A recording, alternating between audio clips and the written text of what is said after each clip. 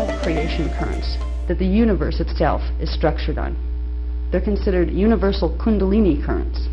You know, some people have heard the word kundalini before, and some haven't. Kundalini is usually used in traditional, I believe it came out of Sanskrit teachings. It was used to describe energy that's supposedly coiled at the base of the spine, that if you learn how to activate things and you learn to be spiritual, it crawls up the spine and you get to have abilities that regular human beings don't. Well, that's what came down in the teachings. There was a lot of other teachings that were purposely taken out of those teachings. Because Kundalini, it's not a negative thing. A lot of people associate it with like Tantra, which they associate with sex. So they think, Kundalini means sex. Not exactly. It can, you know, it's part of that process, but it's part of breathing and it's part of thinking. So when we talk about Kundalini energies, there are several areas of Kundalini energies, several different types of frequencies that run your body. If you could think of your body as having a pillar of light that moves through from the top of the universe all the way through where time doesn't even exist anymore to an area that's called the primal sound field. Because first there was consciousness. There always is consciousness, that is God. Then from that consciousness within itself, God created a primal field of vibration, of sound. That area is called the kundalini. The current that flows down into manifestation from that current we refer to as the kundalini or the rainbow ray, because it carries with it the frequencies of the spectrum of all light and all sound. That would be the first primal creation current. Coming into manifestation from source through the sound fields, you have primal light fields, the first place where light begins by the interaction of sound vibrations. Light is created by the interaction of sound vibrations. So there is a physics to this. The sound and the light are conscious. There forms consciousness, the consciousness of God takes, as it begins to move into the experience of manifestation. The primal light fields are referred to as the kirashe. So we have the kundalini, which is the sound field current, and then we have connecting to that coming down into manifestation, the kirashe, which is the light field current. From there, we move into something called dimensionalized structure, which means currents, the primal currents, are broken down into different frequency bands, different groupings of vibration that are separated from each other a bit to give consciousness the ability to enter into the experience of frozen light. Frozen light is matter. Frozen light and sound is matter. Frozen means it's moving at a different rate than the creation currents through which it is manifest. There is a geometrical relationship between the creation currents, the primal creation currents, that creates the foundation of dimensional structure. So you can basically look at it as God created sound, then light, then the structure of dimensions, which gives us something called the time matrix. It is a matrix of energy, of dimensionalized energy, that consciousness from God can move into individuated manifestation. So we live in a time matrix. Now, in the time matrix, it's actually a 15-dimensional time matrix. Dimensions 15, 14, and 13, the first dimensions coming in, they represent the kirashe primal light fields. From there, form comes in to pre-matter, which would be dimensions 12, 11, and 10. That's called pre-matter.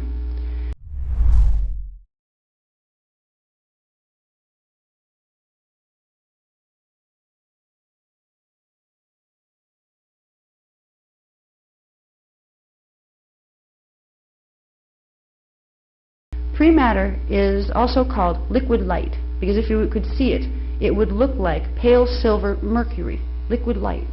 It's conscious light. This is where your consciousness begins. Before you take on a full form or a physicality, you have a part of your consciousness that comes in from God. A part stays in the sound fields, a part of it stays in the light fields, a part of it stays in the pre-matter liquid light fields. That part is also referred to, the pre-matter liquid light fields are also referred to as the universal Christos.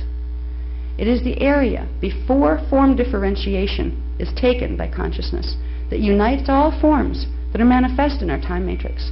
It is the inner Christos. This is what Jesus came to teach us about. These were the original teachings that were in the Bible until 325 AD when the Council of Nicaea raped the Bible and took out 90% of its books. Part of them are still hidden in Rome.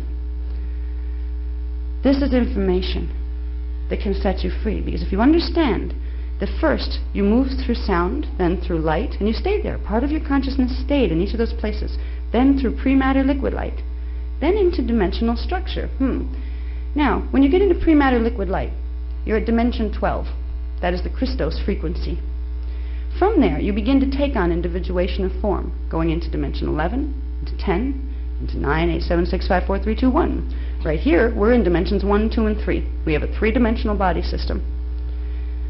The creation currents that we followed down to come into manifestation went from the Christos level to 3 levels of the Christos level, 12, D12, D11, and D10. The next part of those creation currents, as they're breaking down further, getting smaller so they can fit in the smaller packages, is called the Antankarana. This is dimensions 9 through 1, the frequency spectrum that came out of the larger Kirashe and Kundalini primal sound and light fields and the D12 Christos. Christos breaks itself down to form smaller creation currents, and they are called the Antankarana. That is a Sanskrit word also, I believe. The D12 part of this pillar of light, sound, and consciousness that's coming down is called the Maharata. That's simply the sound tones, that if you could hear the frequencies of those dimensional bands, they would be the sounds that those tones would make, but they're inaudible sounds to the external ear. So the words like Maharata and Antankarana, these are words, Kirashe, that you would hear if you could hear the whispers of the vibrations of sound and light. If you could hear the light waves that make up the Kirashe, they would sound like Kirashe. These are the songs of God. A lot of people like to call them, in the ancient days, they called them that. The whisper of God, the song of God, the song of the universe, the silent symphony that we're all a part of. Now, with the Antankarana, if we can look at this, we can look at our basic creation very simply by realizing, okay, we have dimensions 1 through 9, we have this pillar of frequency that is our consciousness that forms our body parts from dimension 1 through 9. That's our Antankarana. It's pillar of frequency. Above that, plugging the Antankarana in closer to God, we have the Maharata, the D12, 11, and 10 part of that frequency current. Above that, we have the Kirashe. And above that, we have the Kundalini. And above that, we have full expansion into Source. This pillar of frequency that our consciousness travels down to get into manifestation is precisely the same way you get back out of manifestation. You rebuild the frequency pillar. The body is geared to rebuild the frequency pillar. When we're walking around in three-dimensional reality, we're seeing a three-dimensional world because of our DNA template. Our DNA template is the blueprint, the divine blueprint of light and sound that our physical DNA template and everything physical built on it is created from. The DNA template of the human being was originally created as a minimum of 12 strands. Certain types of human beings, called indigo children, have anywhere from 24 to 48 strands. This is why we were considered an angelic human race, because anything that has 12-strand potential in its DNA template has the ability to integrate a minimum of 12 dimensions of consciousness, which means it has the ability to pull in all of the frequencies of the Antankarana, D1 through D9, and it also has the abilities to pull in the frequencies of D10, 11, and 12. It can pull in the pale silver liquid light Christos frequency and the consciousness that goes with it.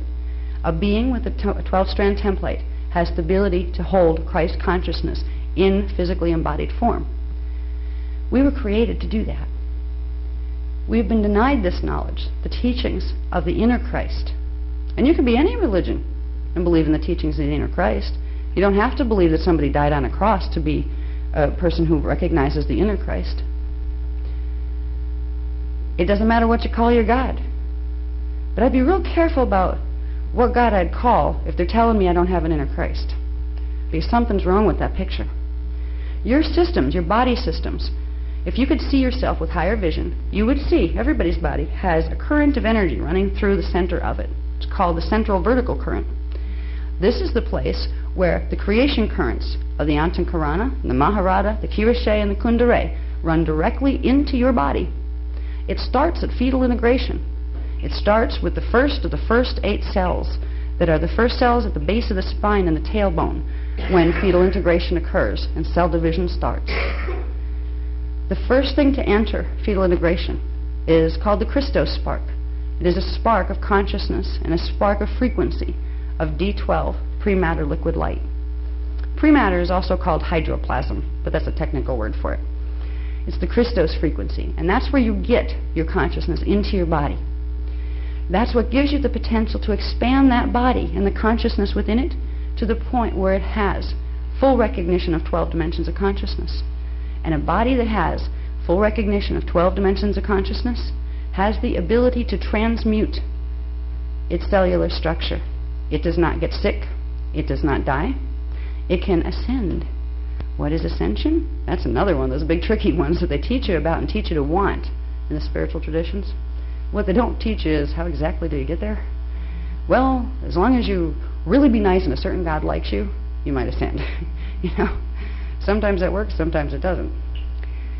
If we can understand ascension is also a natural process of what it means to be human, and a natural process and function of a time matrix, the basic primal structure that our universe is created on, it takes the taboo out of it, that big question mark. What could that possibly be? I can't understand it, so how could I ever make it happen?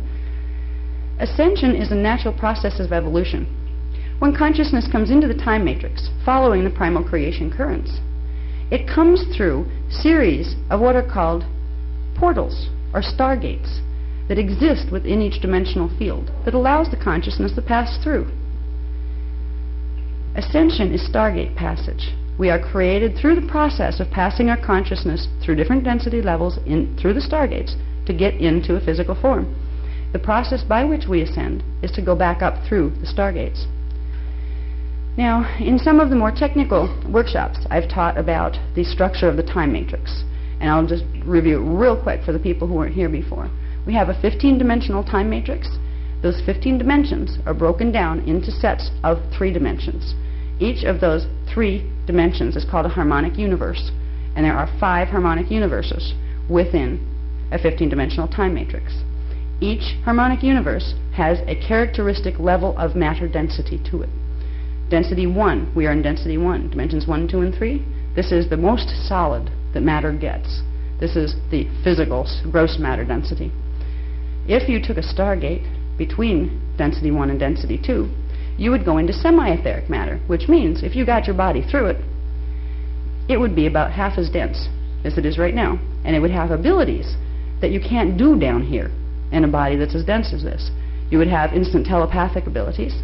You would have the ability to put yourself in 4 different places at once if you wanted, or 200 different places, by location.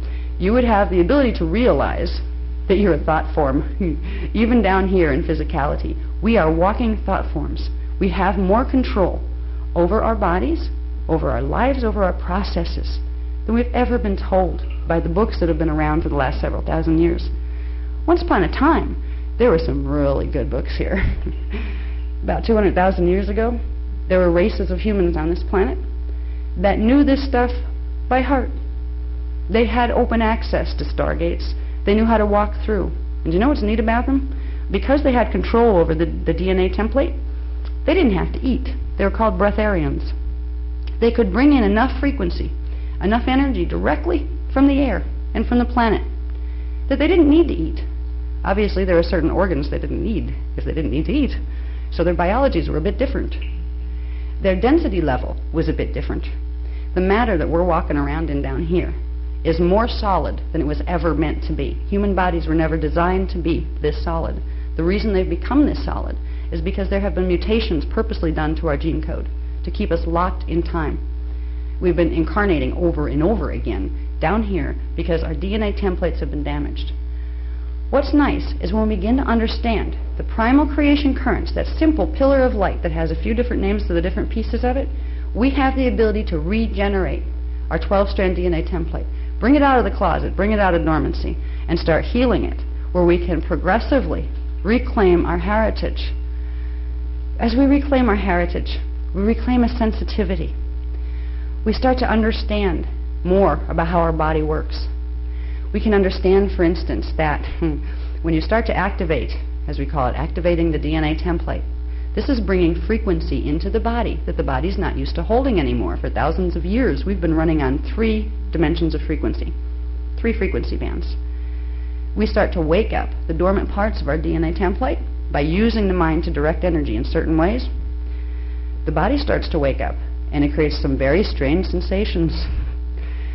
You will feel when kundalini starts to activate. Feels like something crawling up the back of your spine.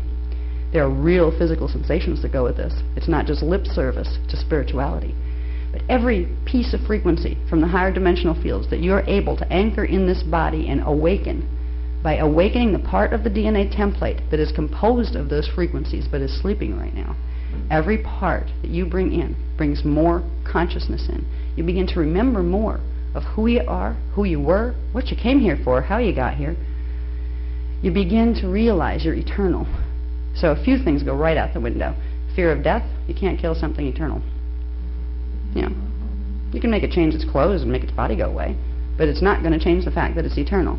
You buy into the idea science is feeding us, and you're going to be terrified of death because you feel small and insignificant, and there's no purpose in being, because you're going to live like 72 to maybe 120 years, and then it's going to be all over, and nobody cares. 20 years from now, nobody will even remember you. That's how it feels when you believe the science paradigm as it is. Now, if you believe the spiritual paradigms as they're being given to us over the last couple of thousand years, you'll be really afraid of death too, because what if I really screwed up?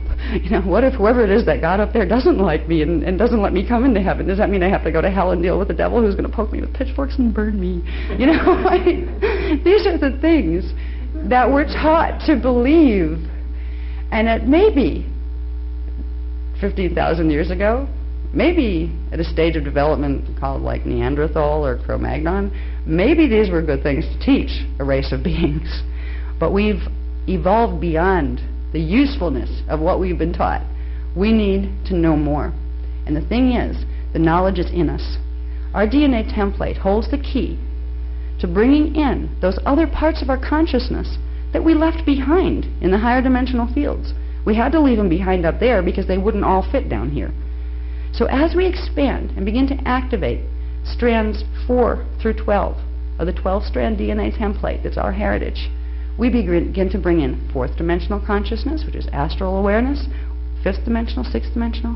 When we get up to 12th dimensional consciousness, we are what is called an avatar, a Christed being that has the ability to consciously regulate how the DNA template works. That means you can shut off certain DNA so you can be physical. If you want to not be physical, you can turn it back on and go someplace else. This is the heritage. This is what God created us to be and to do. Now, first of all, we're going to cover something that when the information was given to me and explained as it has been with the detail, a part of me, I felt the tears come to my eyes because it struck a memory that lived in me all the time. What was the human collective created for? The human evolutionary design had a sacred mission. It's a mission that's been omitted out of the books by people who didn't want us to remember, so we wouldn't get to fulfill the mission. We had a planetary service mission that we as angels came in here to do. We're going to get into that on Saturday's workshop. We're going to get into some of the secrets that have been hidden within our legends, within the legends that came out from the Christ period, within the legends of King Arthur, within the legends of Atlantis. Was it real? Was it not? We're going to get in to understanding where those legends came from, because in those legends there's a secret that tells us about what our divine mission was and how, as we fulfill it, we set the planet free, and as we set the planet free, we set ourselves free. So we're going to get into some of the detail. This information, I know for a fact, has not been on planet since 10 AD was the last time. 10 AD was when a man named Jeshua Melchizedek, a.k.a. Jesus Christ, brought this information here in the same way that it's being given now. He translated it off something called Cloister Doratura plates, CDD plates. These are metal discs that were given to this race in 246,000 BC when this race was awake. They were plates that held the history records and the mechanics of something called the Templar, which is the planet's energy system. how our systems are connected to the planet system, and how the stargates of this system are to be regulated. Why were we given that knowledge? Because we had been appointed as guardians of Earth's stargates. Right now, the only time we think of the word stargate is in the fiction movies on TV. That's because the last time the stargates here opened was in 208,216 BC. That's a long time ago. There were written records explaining it. They were taken from us by certain groups that did not want us to remember. The stellar activation cycle, or stargate opening cycle that happened 200,000 years ago, went bad because we were invaded. We were invaded by races from other systems, from density 2, which is dimension 4, 5, and 6. We call them the fallen angelics. You can call them ETs too if you want to, but when you say ET, you miss the point of the fact that they have the ability to move through density levels.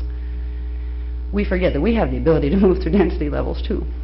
So we're going to get into, on Sunday, some interesting things. I'm going to reveal something that, that I'm actually putting my life on the line to reveal. It's a plan that was called the Atlantean conspiracy.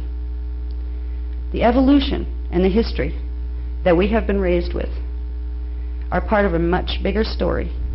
And when we begin to see what that story is, we start to realize what is happening right now. This is the long-anticipated stellar activation cycle. They have been waiting for this stellar activation cycle.